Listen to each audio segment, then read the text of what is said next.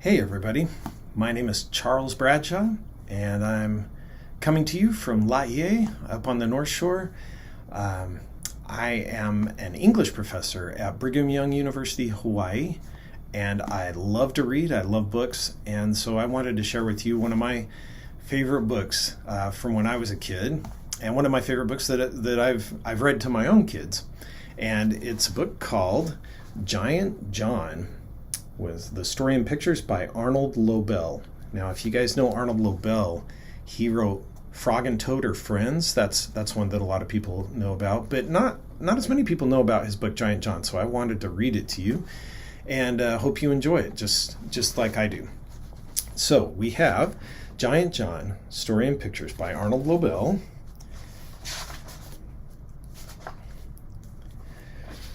A long time ago, let's see, in an enchanted forest, there lived a giant named John.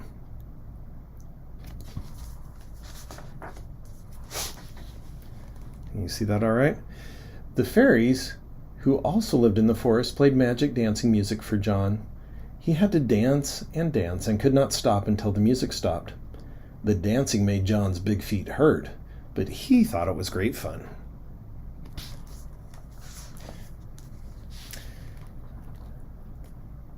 In the evening, he would pick a bouquet of trees and take them home to his mother.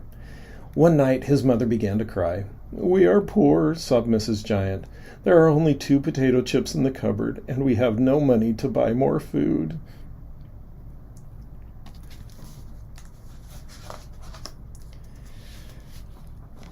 After they ate the potato chips, John said, "Do not cry, Mother. Soon we will have some money. I will go out into the world to find a job."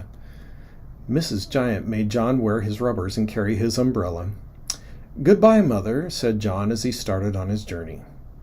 I wonder what kind of job he's going to find. What kind of job could a giant do? And I'm sorry about this book having all these stains on it, but it's an old book and lots of little kids, including myself, have probably spilled things on it.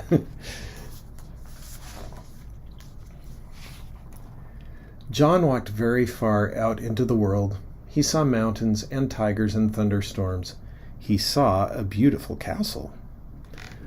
"Look, look!" cried the king and queen and princess and dog who lived in the castle. "Here comes a giant." "Hello," called John. "I am looking for a job."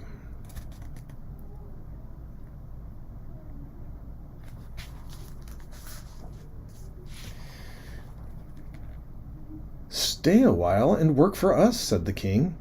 John liked the king and queen and princess and dog. He decided to stay and went right to work. When it rained, he kept the castle dry.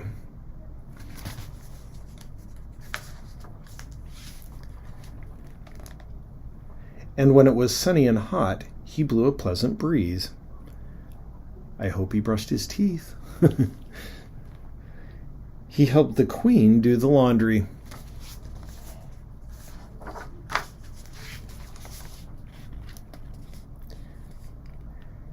And played horsey to make the dog and princess laugh.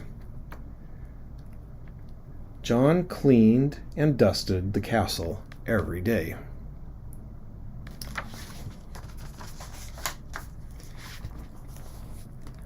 The king and queen and princess and dog were very happy. They did not even mind when John's snoring kept them awake at night.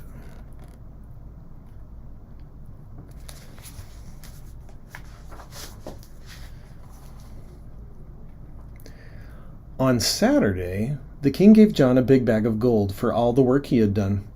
"We'll have a picnic lunch before you go home," said the queen. Suddenly, a cloud of fairies appeared. They were John's friends from the enchanted forest. "We missed you, Giant John," they said. "There is no one to dance to our magic music. We came to play for you."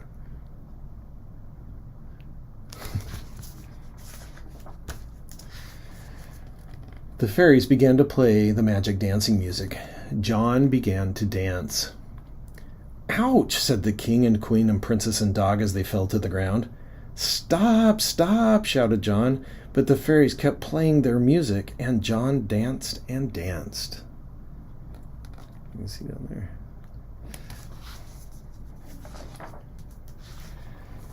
John could not stop dancing. He danced everywhere.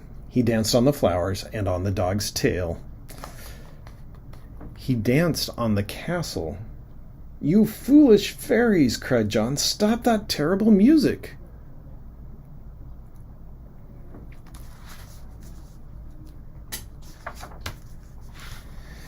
The fairies did stop their music. They saw what they had done and were very sorry. The king and queen and princess and dog were all crying.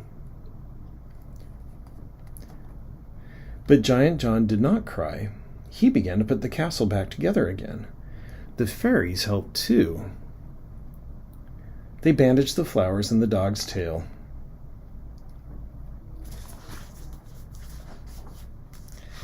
John worked hard, and soon the castle was fixed.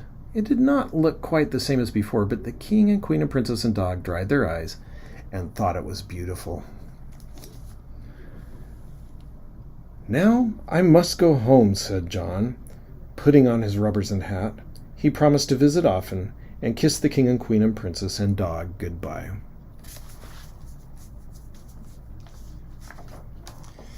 John rushed home to his mother with the bag of gold. "Look, Mother," he called, "I have earned some money for us."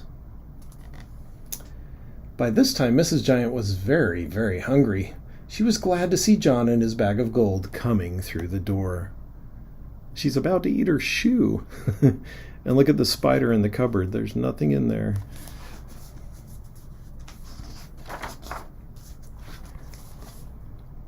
That night, John and his mother invited the fairies to dinner. Can you see that? They did not dance, but they ate baked beans and sang many songs and lived happily ever after. That's the end. So, I hope you enjoyed that book. Thanks for letting me share it. I love this book because, well, for a couple of reasons. I love the illustrations. I love the story. What would it be like for a giant to work for you? What would a giant do, right? And then, most of all, I love that you have John who's working hard to make sure his mom's taken care of, right? And that even though things don't always turn out the way you expect them to, if everybody's nice, everybody tries hard, everybody tries to help each other out, then good things can happen and everybody can be happy. All right, thank you very much. Hope you guys enjoyed it. Take care.